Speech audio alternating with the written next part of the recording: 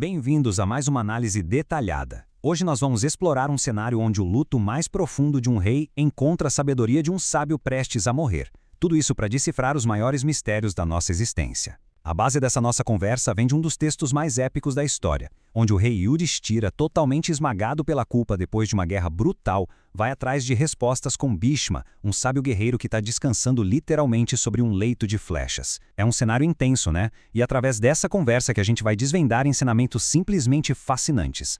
Hoje, o nosso roteiro passa por 5 pontos fundamentais. Vamos ver a arquitetura do karma, o eterno debate do livre-arbítrio contra o destino, as regras de virtude, riqueza e renascimento, depois gênero e a experiência humana, fechando com as formas infinitas de Shiva. Vamos lá?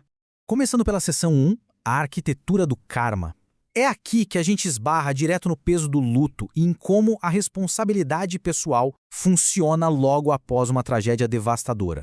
Imagina a seguinte situação, um dilema de partir o coração. Uma mãe enlutada, chamada Gautami, perde o filho por causa de uma picada de cobra. Aí, um caçador, furioso e cheio de indignação, amarra a cobra e exige vingança imediata, querendo jogar o bicho direto no fogo. E isso levanta aquela grande questão existencial que praticamente todo mundo já se fez.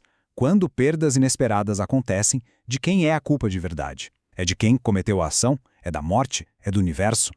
Bom, acompanha comigo como esse julgamento cósmico quase absurdo se desenrola. O caçador, claro, quer matar a serpente, mas aí a serpente fala. Ela diz que não tem livre-arbítrio e joga a culpa na morte falando que foi só um instrumento. Então a morte aparece e diz: opa, eu sou só uma nuvem movida pelo vento do tempo cósmico. E quando o próprio tempo se manifesta, a culpa vai subindo essa escada metafísica até aterrissar num lugar absolutamente chocante: o karma passado da própria criança.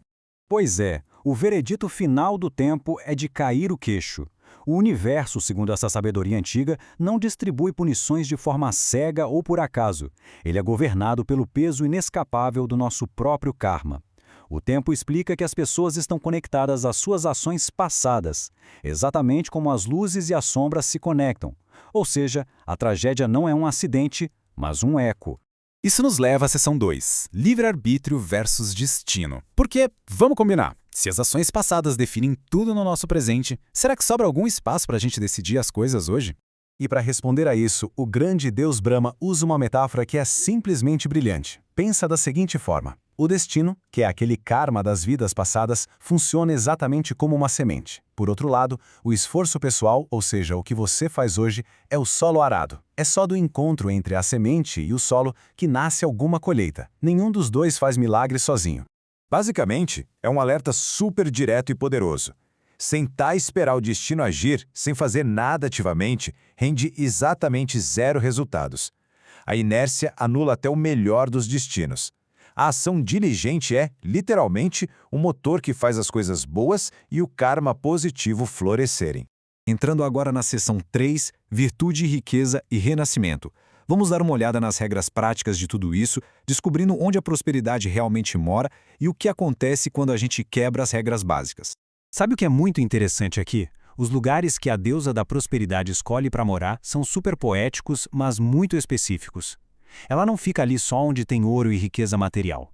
Ela gravita em direção às pessoas que dizem a verdade, para quem é ativo e atento, para quem não se deixa dominar pela raiva e, olha que maravilha, ela mora nos lotos desabrochados e naquelas pessoas que conseguem controlar as próprias paixões. A prosperidade é uma resposta direta ao caráter e ao trabalho de cada um.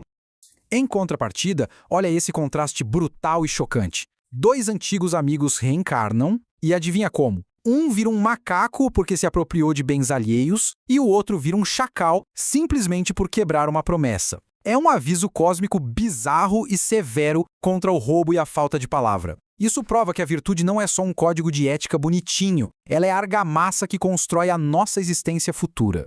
Chegamos na seção 4, gênero e experiência humana. E preparem-se, porque aqui nós temos uma daquelas histórias mais surpreendentes e incrivelmente profundas desses textos, a saga do rei Bangaswana.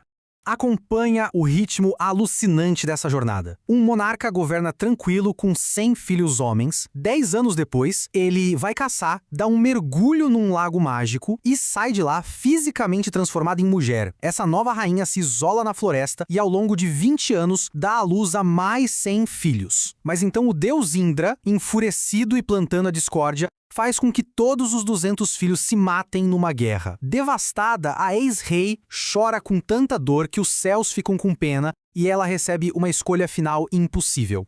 Indra permite ressuscitar apenas uma linhagem de filhos e pergunta se ela quer voltar à forma masculina original de rei. A resposta é simplesmente monumental. A decisão é de permanecer como mulher, e o motivo dado é que a capacidade feminina de vivenciar afeto e prazer é muito maior. É uma reflexão antiquíssima, fascinante e super complexa sobre o que é gênero, sobre as nossas experiências mais íntimas e sobre onde mora o verdadeiro prazer. E para fechar, seção 5, as formas infinitas de Shiva. Vamos dar um passo para trás, olhar para a realidade cósmica como um todo e entender o poder supremo que orquestra essas regras do universo. A gente está falando de Mahadeva, o grande Shiva. Através das descrições cheias de devoção feitas por Krishna, fica claro que a gente não está lidando só com uma divindade de função única. Shiva é a força universal suprema, indestrutível que vai além de toda a natureza e do espírito. Ele é literalmente a causa de tudo que é criado e de tudo que se dissolve, governando do átomo ao fluxo do tempo. O mais legal é que existe um paradoxo divino deslumbrante aqui. O Ser Supremo não cabe em uma caixinha. Ele é, ao mesmo tempo, quem cria e quem destrói. Ele é inebriantemente belo e, no segundo seguinte, apavorante. Ele pode estar num cemitério coberto de cinzas ou surgir como radiante dançarino cósmico. Se manifesta como homem, mulher, animal, elemento da natureza, mostrando que o universo inteiro é só um reflexo contido dentro de uma única entidade.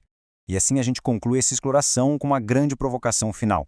A gente aprendeu hoje que não existe um destino cego do qual a gente seja só uma vítima. Nós somos, na verdade, os agricultores do nosso próprio futuro. Toda ação é uma semente sendo jogada na terra. Então, sabendo desse peso imenso e de como o nosso esforço pessoal muda o jogo, a pergunta que fica é: se o karma do passado moldou o nosso presente, quais sementes a gente vai decidir plantar hoje?